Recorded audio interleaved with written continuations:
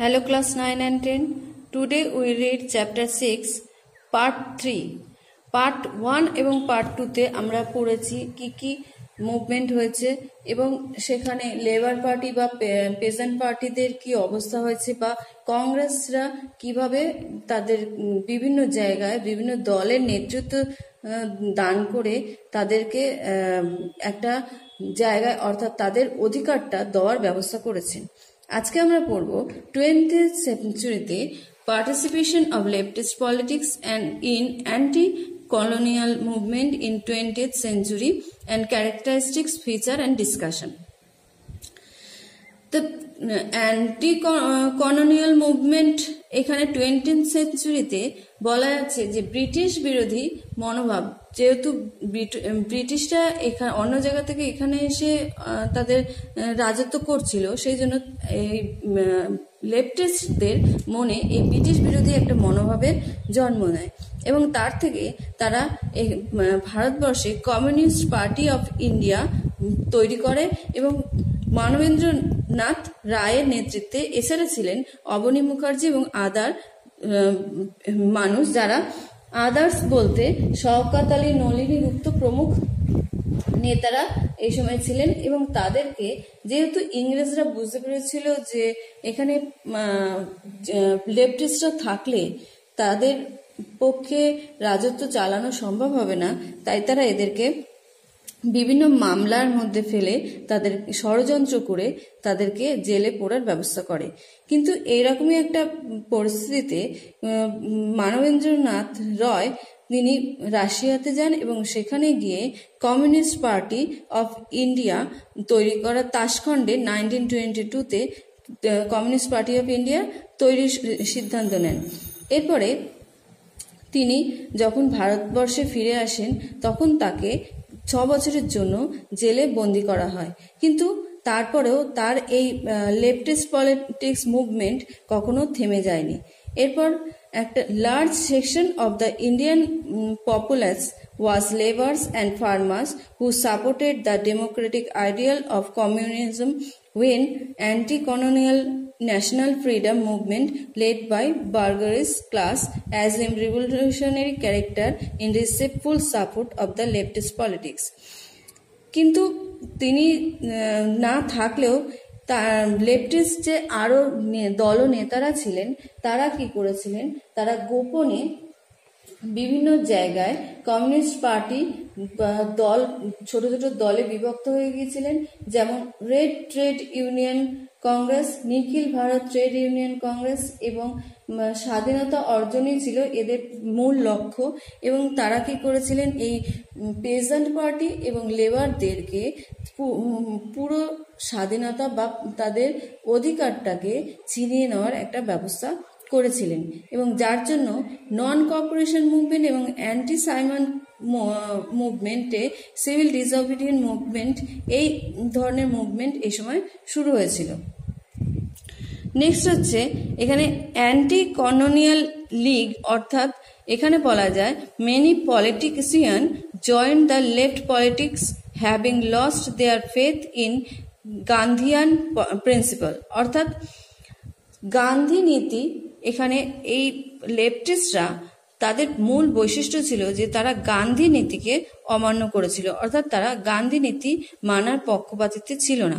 সুতরাং leftist wanted to reform and control the Congress and make it member of anti colonial League, thereby strengthening the anti-British movement in further, অর্থাৎ anti colonial লীগের বিরুদ্ধে এই লেফটিস্টরা নানা রকম British বিরোধী কার্যকলাপ করতে থাকে।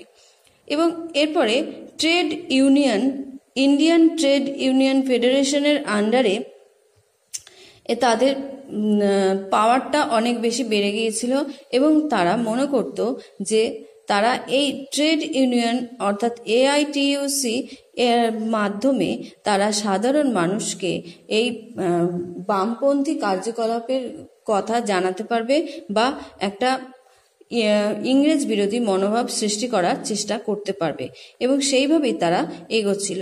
The trade union movement was not only for the working class but also the larger interested of the anti colonial movement. অর্থাৎ শুধু এই ওয়ার্কিং ক্লাসকে নিয়ে এরা থেমে থাকেনি, সাধারণত যেসব মানুষ এই লেফটিস্টদেরকে সাহায্য করেছিল বা তাদের মনোভাবটাকে মেনে নিয়েছিল, তাদেরকে সঙ্গে নিয়ে তারা পরবর্তীকালে চলার সিদ্ধান্ত নেয়।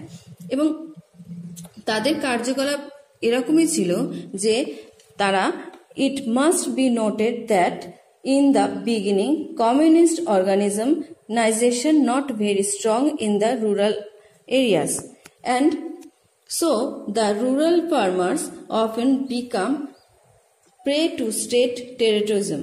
অর্থাৎ তারা এই যে সাধারণ মানুষকে সঙ্গে নিয়ে তাদের যে পথ চলা সেটা কখনো থেমে থাকেনি, এবং তারা ইংরেজদেরকে তারা নিজেদের বুদ্ধি এবং বিবেচনা দিয়ে বুঝিয়ে দিয়েছিল যে এখান থেকে তাদেরকে চলে যেতেই হবে।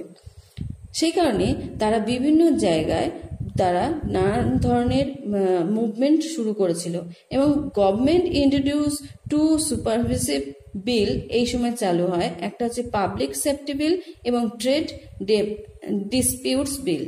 In order to out foreign and communists from India, ban workers, strikers respectively. Many people are of opinion that communists opposed these two bills and instigated the workers to start militant movement. However, a few congressmen accept these activities of the leftists. অর্থাৎ বুঝতে পারা যাচ্ছে যে তাদের এই কার্যকলাপে কিছু কিছু কংগ্রেস দলনেতা তাদের সঙ্গে যোগদান করার চেষ্টা করেছিল। দেন হচ্ছে মিরাট কেস, অর্থাৎ যখন ইংরেজরা ভাবলো যে লেফটিস্টদেরকে আর দমিয়ে রাখা সম্ভব নয়, তখন তারা কিছু মানুষের ওপরে নানান ধরনের জালিয়াতি কেস দেওয়ার চেষ্টা করলো এবং তাদেরকে জেলে বন্দি করার ব্যবস্থা করেছিল। সেই রকমই হচ্ছে মিরাট কনস্পিরেন্সি 1929 থেকে 33। The people who were convicted in the Meerut case were M.A. Dange, M.S. Mirzakar, Nimbakar, Ghate, Gangadhar Odhikari, Dharani Goswami, Gopen Chakraborty, Shivnath Banerjee, etc.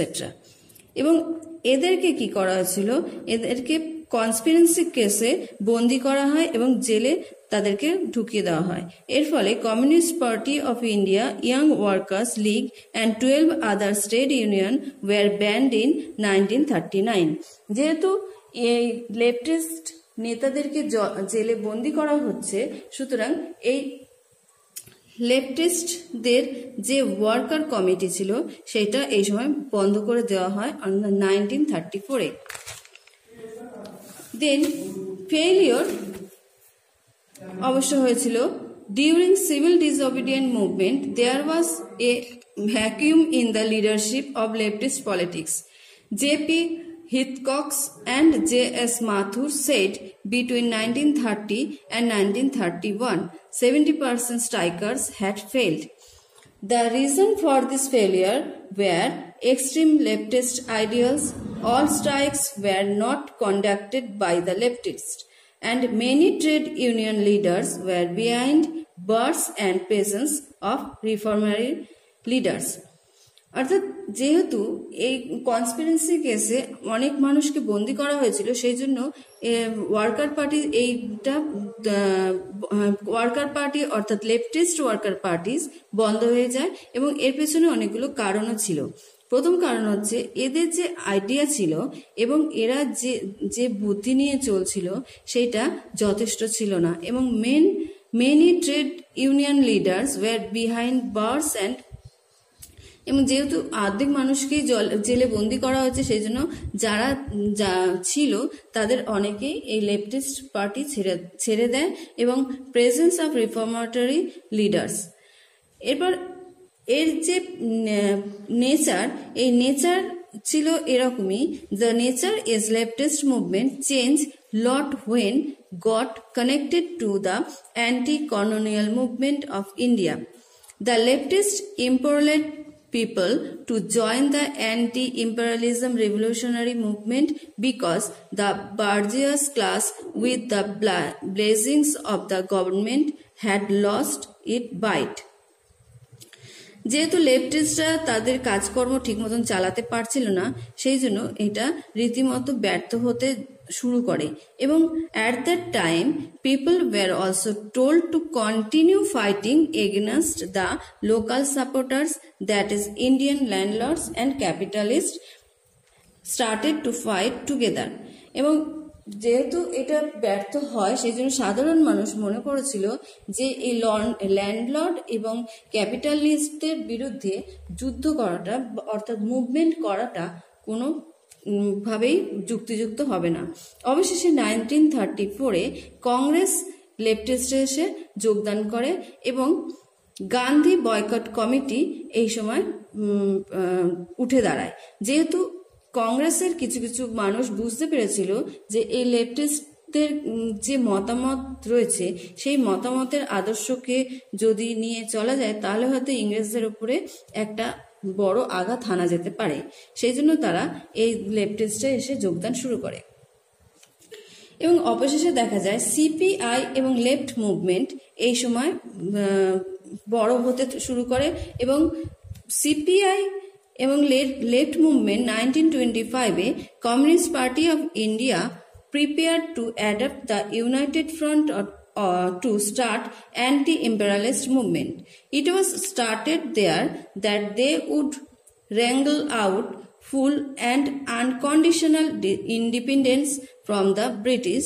They could not join the British Parliament and stop all dialogues with the British colonial rulers.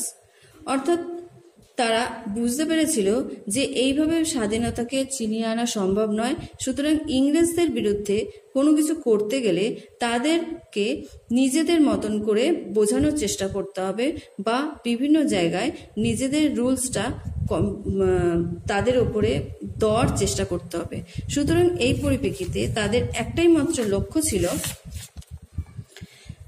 National revolutionary movement, অর্থাৎ national revolutionary মুভমেন্টের মধ্য দিয়ে তারা তাদের কথা জানানোর বা তাদের ক্ষোভটাকে ইংরেজদের ওপরে চাপিয়ে দেওয়ার চেষ্টা করছিল। In this time the leftist left and anti imperialist front could make the anti-colonial movement in success. After that, a leftist initiated mass movement in Kanpur, Patna, Punjab, Andhra and Malabar region in 1940. এরই পরিপ্রেক্ষিতে 1940-তে বিভিন্ন জায়গায় কানপুর, পাটনা, পাঞ্জাব এই সব জায়গাগুলোতে leftist movement শুরু হয়ে গেছিল। এবং নেক্সট হচ্ছে people's war. But when German Nazi forces attacked communist Soviet Russia 1941, the left assured to help the British government and all respect. যখন সেকেন্ড ওয়ার্ল্ড ওয়ারের সময় জার্মান কমিউনিস্ট সোভিয়েত রাশিয়াকে অ্যাটাক করেছিল 1941-এ, তখন ব্রিটিশ গভর্নমেন্টের সাহায্য চেয়েছিল এই লেফটিস্টরা। In this way the imperialist war overnight become people war. এই ইম্পেরিয়ালিস্ট ওয়ারটা রাতারাতি পিপল ওয়ারে পরিণত হয়েছিল এবং communist supported Cripps mission. The Communist Party asked the Congress and the Muslim League from the national government, and satisfied this kind of loyalty in British government withdraw all bans from the Communist Party, and that in this time মানবেন্দ্রনাথকে, যেহেতু তিনি আগেই বলেছি যে মানবেন্দ্রনাথ এই সময় রাশিয়াতে ছিলেন এবং সেখান থেকে কমিউনিস্ট পার্টি অর্গানাইজেশন করছিলেন, সেই জন্য তারপরে তিনি যখন ভারতে ফেরেন তখন তাকে 6 বছরের জন্য জেলে বন্দি করে রাখা হয় এবং 6 বছর পরে যখন জেল থেকে তিনি বার হন তিনি বিভিন্ন ধরনের বুক এই সময় লিখেছিলেন। এবং এই বামপন্থী বা লেফটিস্টদের বৈশিষ্ট্য ধরতে গেলে মানে ক্যারেক্টারিস্টিক্স যদি আমরা বলতে যাই তাহলে আমাদের বলা উচিত যে ভারতের কমিউনিস্ট পার্টি নানানভাবে বামপন্থী মতাদর্শের দ্রুত প্রসার ঘটাতে থাকে এবং সরকার এতে আতঙ্কিত হয়ে 1929-এ মুজাফর আহমেদ, এস.এ. দাঙ্গে, মির্জারকার, পি.সি. যোশী এদেরকে গ্রেপ্তার করে এবং মিরাট কনস্পিরেন্সি মামলায় এদেরকে জেলে বন্দি করে দেওয়া হয়, সেটা আমরা আগে জেনেছি। এবার হচ্ছে এই কংগ্রেস যেহেতু এই লেফটিস্টদের সঙ্গে জড়িয়ে পড়েছিল, সেই জন্য এই সময় কংগ্রেসের দুজন নেতা জওহরলাল নেহরু এবং সুভাষচন্দ্র বসু ব্রিটিশ বিরোধী আন্দোলনে এই লেফটিস্টদের সাহায্য করেছিল এবং তার জন্য স্বাধীনতা লাভের পর এদেশে সমাজতান্ত্রিক সমাজ ব্যবস্থা গড়ে তোলার স্বপ্নও তারা দেখেছিল। নেক্সট, সুভাষচন্দ্র মনে করতেন এদেশে ব্রিটিশ সাম্রাজ্যবাদী শাসন ভারতীয় দরিদ্রের মূল কারণ। এই শাসনের অবসান ঘটানোর জন্যই সশস্ত্র বিপ্লবকে সমর্থনের পক্ষপাতী ছিলেন এবং এই কারণে তিনি কংগ্রেস ত্যাগ করেছিলেন এবং 1939-এ তিনি ফরওয়ার্ড ব্লক গঠন করার সিদ্ধান্ত নিয়েছিলেন এবং অবশেষে দেখা যায় যে এই লেবার এবং পেজান্টদের ঐক্যবদ্ধতায় স্বাধীনতা আন্দোলনে সামিল করার ক্ষেত্রে এই লেফটিস্টদের যথেষ্ট সাফল্য লাভ হতে সাহায্য করেছিল এবং অবশেষে ভারতে আন্দোলনের মূল শিকড় যেটা ছিল আন্দোলনের প্রেরণা, কর্মসূচি ও পদ্ধতি যেটা লেফটিস্টরা ফার্স্ট চালু করেছিল, সেটা এদের হাত ধরে মধ্যবিত্ত শ্রেণীর মধ্যেই সীমাবদ্ধ ছিল এবং গ্রামে গঞ্জে এই অশিক্ষিত দরিদ্র সাধারণ মানুষের মধ্যে এই আন্দোলন খুব একটা প্রসার ঘটাতে পারেনি। সো আজকে আমরা এই অবধি ডিসকাস করলাম।